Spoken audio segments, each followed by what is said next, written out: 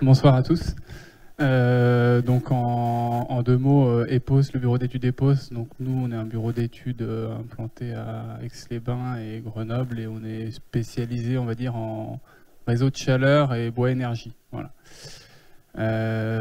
Donc là aujourd'hui, je vais vous parler du réseau de VOREP, du réseau de chaleur de VOREP.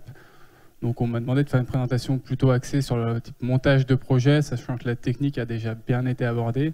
Donc plutôt le type montage de projet, on va voir après voilà, quelques photos aussi plus concrètes.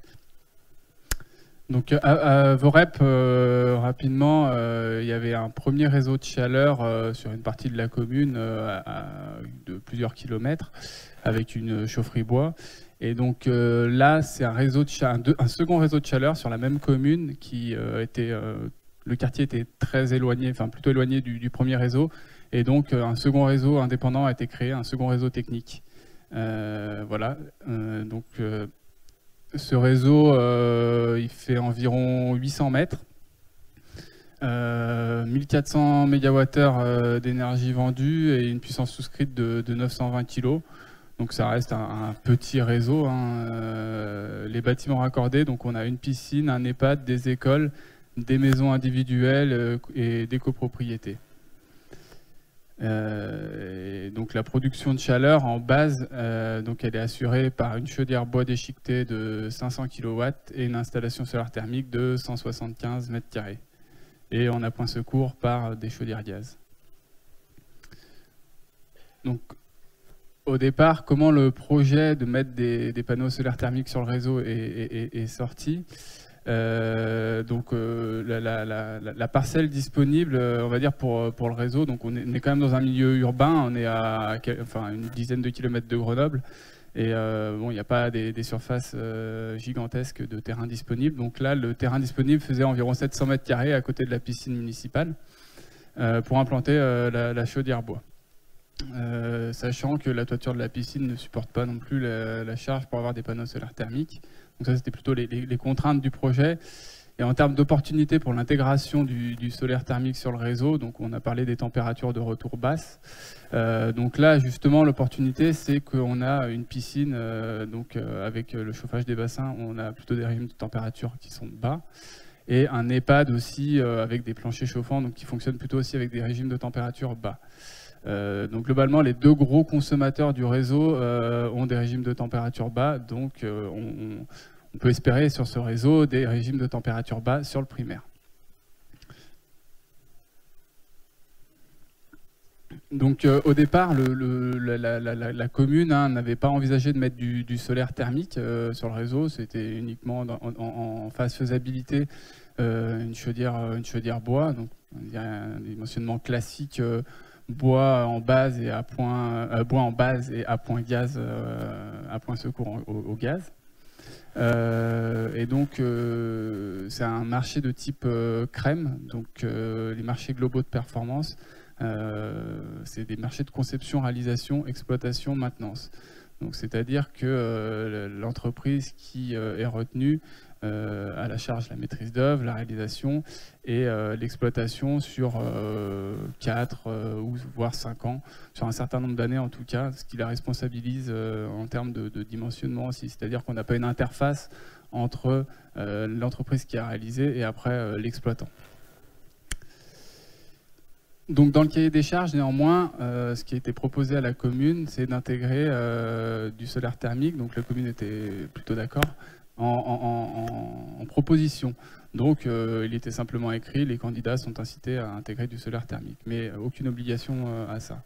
Et donc c'est un marché public qui est une consultation, et il y a des candidats qui ont proposé en variante de leur offre d'intégrer du solaire thermique.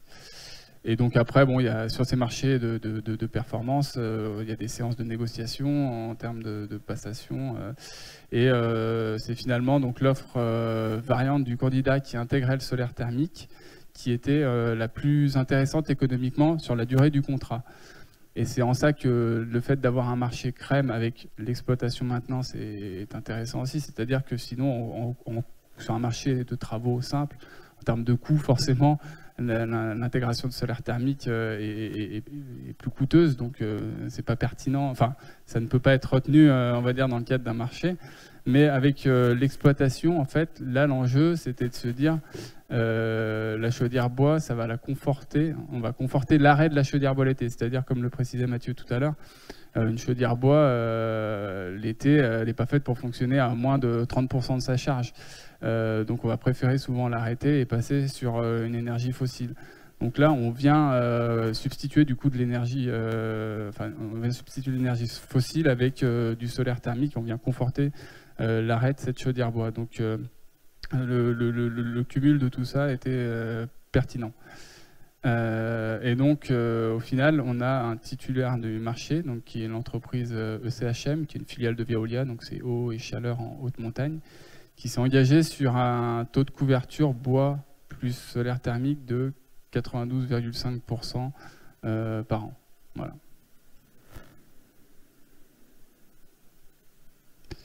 Donc, je ne sais pas si vous vous rappelez tout à l'heure la vue aérienne, mais voilà, on avait donc des grosses contraintes d'intégration de cette surface de capteurs, puisque bon, la pertinence voulait qu'on aille plutôt vers 200 mètres carrés de capteurs. Et pour intégrer ces capteurs, du coup, la proposition architecturale qui a été faite, c'est de créer un auvent au-dessus de l'air. Donc là, ce qu'on voit ici, comment ça va? Non, c'est le pointeur. Ah. Là, en fait, c'est l'air de déchargement du bois déchiqueté du camion. Donc le camion rentre par là et ressort ici. Et donc voilà, compte tenu des contraintes de place, on a profité de cet espace pour installer une structure métallique sur laquelle sont posés les panneaux solaires thermiques. Donc ça, c'est l'architecte Supermix qui était dans le groupement avec l'entreprise ECHM qui a pensé cette conception.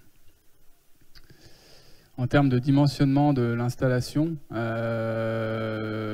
donc tout d'abord déjà, bon, le dimensionnement il a été contraint par le volume de stockage à mettre en place, c'est-à-dire que on rêverait de mettre 200 mètres cubes de stockage et de faire beaucoup de solaire thermique, mais voilà, ça a un coût et il faut une certaine place. Donc là, en fait, on a un ballon tampon sur le réseau qui sert notamment pour la chaudière bois, hein, pour ses cycles de fonctionnement. Et donc ce ballon, on va dire, dans le montage hydraulique, alors je ne rentre pas dans le détail hein, du montage hydraulique, c'est pas l'enjeu, mais voilà, profite aussi au solaire thermique et on a aussi le volume de stockage du réseau en lui-même qui fait environ 7 à 8 mètres cubes. Donc tout ça, ça ne constitue pas un vrai stockage, même journalier en tant que tel, on est plutôt sur vraiment un tampon de fonctionnement d'environ 4 heures. Voilà. Donc on doit vraiment dimensionner l'installation, a vraiment été dimensionnée au plus près des besoins justement pour éviter d'avoir une surproduction qu'on ne pourrait pas stocker dans le réseau. Donc les panneaux qui ont été installés, au départ ça devait être des panneaux Clipsol, mais voilà, entre-temps l'entreprise a fermé et donc finalement ce sont des panneaux finlandais de marque Savo Solar. Donc c'est des grands capteurs en fait qui font environ 6 mètres par 2 mètres 50. Donc là à chaque fois en fait c'est vraiment un seul capteur qu'on peut voir qui est installé. Et donc au total on a une surface d'entrée capteur de 163 mètres carrés. Et donc le montage hydraulique sur le réseau, lui, s'est fait en retour, voilà, pour profiter des températures basses de retour du réseau et augmenter, enfin, on va dire, le bon fonctionnement des panneaux solaires. Donc, au final, sur une année, ça représente en gros 100 MWh. Donc, tout à l'heure, on parlait de 1400 MWh de besoins. Donc, voilà, on est à peu près à 7% des besoins annuels. Donc, la chaudière bois, elle fait 85%, voilà, elle est en base. Et par contre, sur la période estivale, donc, ça va représenter 30% de la demande estivale.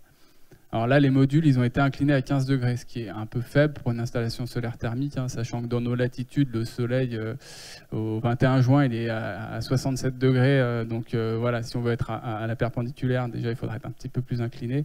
Donc la logique voudrait qu'on soit quand même un peu plus incliné aussi pour lisser un peu plus la production sur l'année, mais là on était plutôt sur des contraintes aussi architecturales qui ont imposé cette inclinaison. Hein. À Châteaubriand, on est quand même plus incliné. Hein.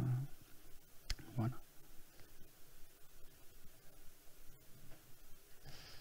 Donc la pose des capteurs en elle-même, c'est une opération qui est très rapide, hein, sachant que voilà, ces capteurs, voilà, en plus c'est des grands capteurs. Donc en un jour avec une grue, les capteurs sont posés. Après il y a le montage hydraulique, hein, mais en termes de chantier, on va dire qu'une fois que la structure est en place, c'est très rapide. Donc ça c'était une pose qui a été faite là au printemps. Et voilà, pour finir, une petite diapositive donc, sur le prix de la chaleur. Donc voilà, comme je vous disais, à Vorep, il y a une régie qui est un service public industriel et commercial. Il y en a une seule, et il y a 2 réseaux techniques. L'enjeu, c'était d'avoir un prix de la chaleur assez compétitif quand même sur ce 2e réseau qui est plus petit que le premier, pour ne pas augmenter sensiblement le coût de la chaleur sur le premier réseau et le coût de la chaleur aux usagers. Donc on avait un prix moyen sur le premier réseau de 71 € par mégawattheure, hors taxe. Et le coût de la chaleur, donc là sur le réseau des bannettes, les simulations justement avec les offres des différents candidats, la simulation avec l'offre du candidat qui a été retenue, sans solaire thermique on arrivait à un prix global de 79 € par mégawattheure et avec le solaire thermique de 78 € par mégawattheure. Voilà, sur la durée hein, de 20 ans. Le coût de la chaleur solaire en elle-même, elle est inférieure. Et donc, on retombe sur les ratios qui ont été donnés tout à l'heure. C'est-à-dire que pour être compétitif, il faut sortir voilà, à un prix de la chaleur solaire en coût global actualisé de 40 € hors taxe par mégawattheure. Sachant que du coup, c'est un projet qui a bénéficié de subventions de l'ADEME.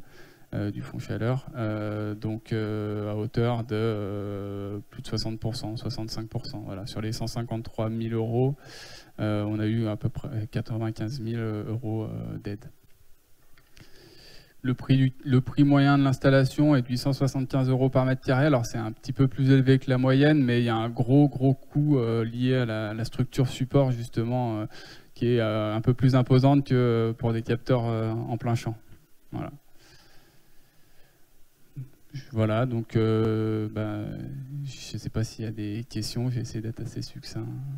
Voilà, donc il n'y a pas de résultat aujourd'hui communicable, hein, le réseau vient d'être mis en service, mais bon, dans un an, on aura un retour qu'on espère favorable.